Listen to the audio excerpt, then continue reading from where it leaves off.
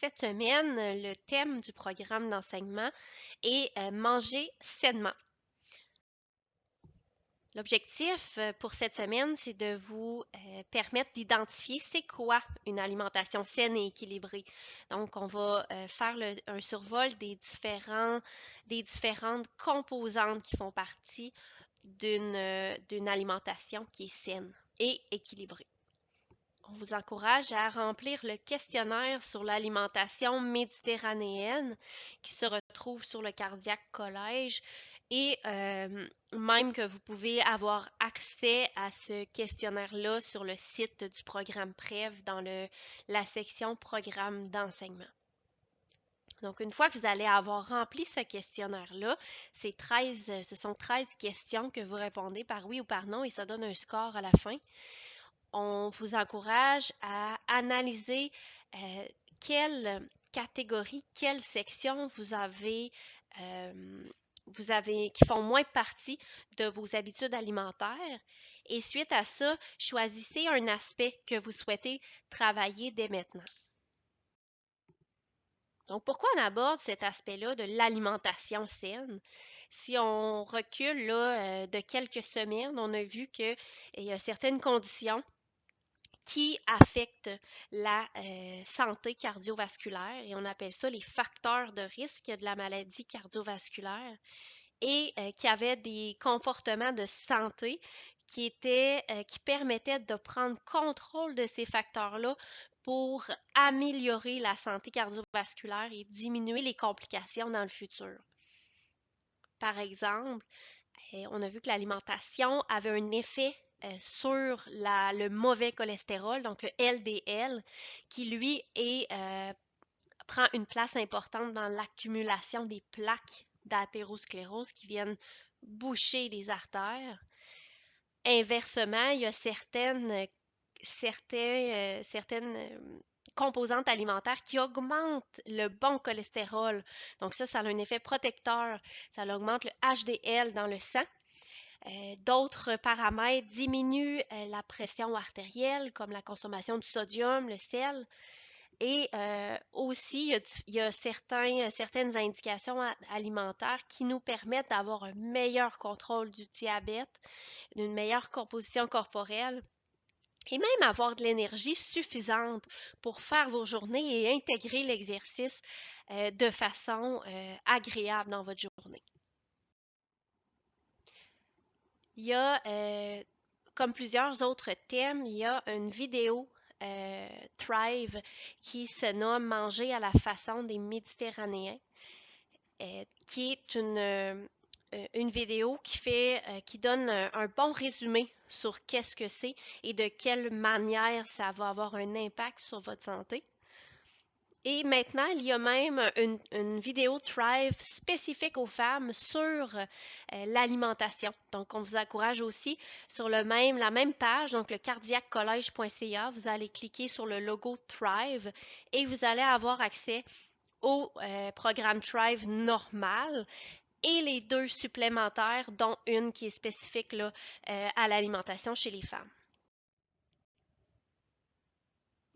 Donc, pour faire un survol, là, vous pourrez aller regarder cette vidéo-là, mais si on le décortique un petit peu, le principe de l'alimentation méditerranéenne, c'est un principe qu'on peut imaginer sous forme de pyramide. Ça veut dire que la base de la pyramide, ce sont des aliments ou des choix que l'on veut avoir en plus grande proportion dans votre journée, dans votre semaine. Alors que le dessus de la pyramide, donc le pic de la pyramide, on veut en moins grande quantité. Pourquoi on aborde ce principe-là de manger à la méditerranéenne?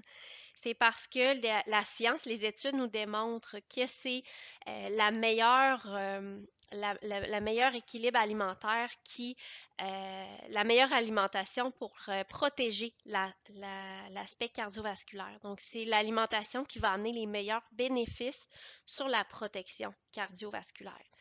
Donc, on sait que manger à la méditerranéenne peut diminuer votre risque de mourir d'un événement cardiovasculaire de 50 à 70%.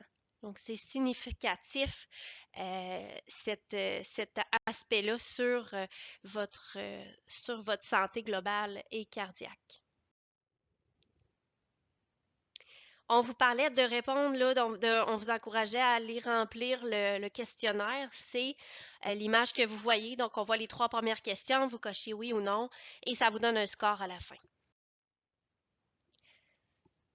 Vous avez peut-être déjà entendu, soit par la nutritionniste du programme PREV ou par d'autres ressources que vous avez lues ou vues.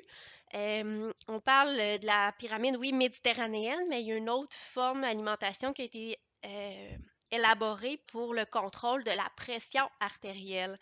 Ça s'appelle l'alimentation DASH. Donc, ce sont 2 façons de manger qui amènent des bénéfices sur la protection cardiovasculaire. Et celle qui se nomme DASH, c'est ça, ça a été vraiment principalement établi, créé dans le but d'un meilleur contrôle de l'hypertension artérielle. Donc, le point commun de ces habitudes alimentaires, c'est vraiment tous les aliments à base de plantes, de grains entiers, de noix. Donc, c'est plus des origines là, alimentaires à base de plantes. On voit que ce sont des aliments aussi entiers. Donc, c'est pas comme des aliments qu'on va voir emballés ou transformés. On va viser plus des aliments frais complets qui proviennent à partir de plantes. Un autre point commun qu'on voit entre ces 2 habitudes alimentaires-là, c'est de miser sur cuisiner, manger à la maison, de partager les repas avec l'entourage, les amis, la famille. Donc, c'est rendre la perception de manger d'une façon agréable et qui permet de renforcer en même temps nos relations sociales. Donc, je vous amène à vous questionner en regardant cette assiette. De quelle façon, qu'est-ce que vous changeriez pour rendre ce repas-là plus sain pour le cœur? Donc, pensez-y. Si vous n'êtes pas certaine, vous pouvez aller revoir ou aller écouter les différentes vidéos Thrive ou même aller en discuter avec votre équipe de réadaptation. Mais essayez-vous là par rapport à qu'est-ce que vous ajouteriez à ce repas-là. Je vous parlais tout à l'heure des aliments transformés comparés aux aliments qui sont frais et complets. Bien, pourquoi on privilégie les aliments complets et entiers? C'est parce que ils sont complets, ils sont plus riches en fibres, en bons gras. Ils vont être faibles en sodium, qui est le sel, et il n'y aura pas de sucre ajouté.